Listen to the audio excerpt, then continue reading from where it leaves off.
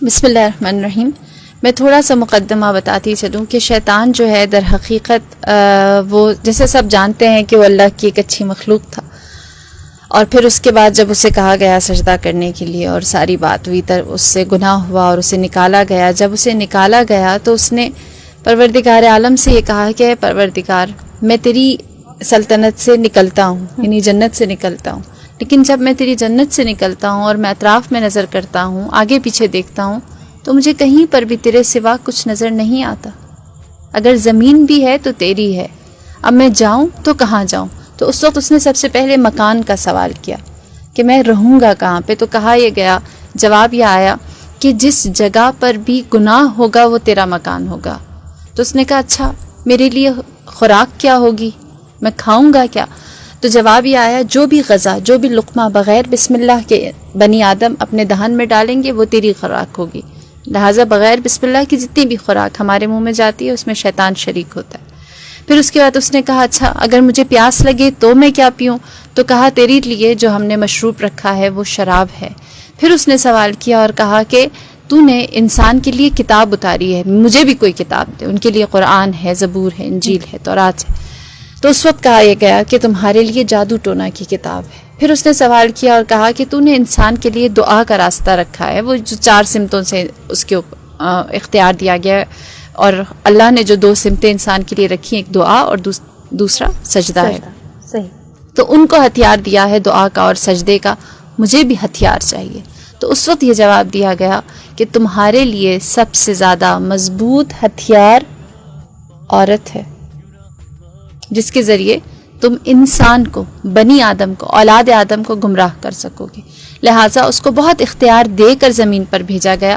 اور پھر یہ کہا گیا، جیسے ماریہ نے بھی اشارہ کیا، اس نے کہا کہ میں چاہتا ہوں خدایا میں نے تیری اتنا عرصہ عبادت کی ہے، 40,000 سال زمین پر کی، 40,000 سال آسمان پر کی، 40,000 سال پہلے آسمان پر کی، اور اسی طرح پورا لمبا سلسلہ ہے، 7 آسمانوں پر اس نے اللہ کی عبادت کی. میں نے اتنی عبادت کی، مجھے اس کی جزا کیا ملے گی؟ میں تجھ سے جزا چاہتا ہوں. تو اس وقت اس نے سوال کیا، اللہ تعالیٰ نے کہا مانگ، تو کیا مانگتا ہے؟ تو اس وقت اس نے سوال کیا اور کہا کہ پروردگار میں چاہتا ہوں تو مجھے نامرئی بنا دے، میں دکھائی نہ دوں، بنی آدم مجھے دیکھ نہ سکے. اسے نامرئی کر دیا.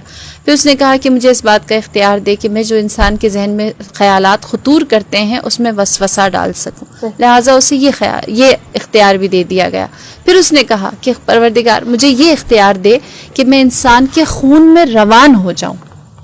بس اس سے کہا گیا تیرے اعمال کی جزا یہ ہے کہ انسان کے خون میں رواں ہو جائے. پھر اس کے بعد اس نے سوال کیا اور کہا کہ مجھے آخری اختیار یہ چاہیے کہ انسان کے اوپر جب قبض روح کی جائے گی اس وقت مجھے اجازت دے کہ میں وقت آخر انسان کی قبض روح کے وقت اس پر آؤں اور اس سے وہ چیز منواؤں جو میں منوانا چاہتا ہوں. لہٰذا شیطان کو یہ اختیار بھی دیا گیا. رہی بات کہ کیوں یہ اختیار دیا گیا، وہ عبادت جو اس نے اتنا عرصہ اللہ کی تھی اس کی جزا کے طور پر. صحیح. اور اس جزا کا سب سے بڑا جو اس کی جزا ملی ہے، سب سے بڑی جزا یہ ہے کہ خدا نے اسے موت نہیں دی. وہ حی ہے نا، بالکل وہ زندگی اور موت دینے والا ہے. اس نے اس سے موت نہیں ڈالی اس کے اوپر، اس سے کہا تو زندہ ہے. بس خدا نے اپنے دشمن کے ساتھ بھی انصاف کیا ہے. بس جب شیطان کے اوپر ہم نظر کرتے ہیں، اور اگر کبھی آپ شیطان کے اوپر ریسرچ کریں، آپ دیکھیں جتنا ہم شیطان کو جانتے ہیں نا، جتنا اس کے بارے میں ہمیں اس کی ہسٹری اور اس کا ہمارے اوپر حملہ اور اٹیک کرنے کا طریقہ اور اس کی اولادیں، اور پھر اس کے بعد وہ کن انداز سے کس طرح حملہ کرتا ہے، یہ ساری چیزیں پڑھتے، اتنا زیادہ شیطان کی جتنی شناخت ہوتی ہے اتنی رحمان کی معرفت ہوتی ہے کہ خدا نے شیطان کے ساتھ کیا رحمانیت دکھائی ہے. بس اس کی سب سے بڑی وجہ یہ تھی کہ خدا رحمان و رحیم اور منصف اور انصاف کرنے والے نے اس کو اس کے اعمال کی جزا کے طور پر جو اس نے مانگا سب کچھ دے کر مسلح کر کے بھیج دیا. اور پھر پروردگار عالم نے کہا کہ اے شیطان تو عابدین کو بھی اپنے جال میں پھنسا سکے گا، تو زاہدین کو بھی، تو علماء کو بھی پھنسا سکے گا، جہاد کرنے والوں کو بھی، لیکن میرے مخلص بندے تیرے اختیار میں نہیں آئیں گے.